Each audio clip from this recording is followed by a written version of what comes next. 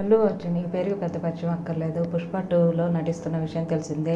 అల్లు అర్జున్ ఈరోజు వైఎస్ఆర్ పార్టీకి సపోర్ట్గా చేస్తూ తన ఫ్రెండ్ శిల్పారెడ్డికి సపోర్ట్గా నంద్యాలలో వైఎస్ఆర్ పార్టీ తరఫున ప్రచారం చేశారు. ఆ వీడియో ఇప్పుడు నెట్టింట్లో వైరల్ అవుతుంది.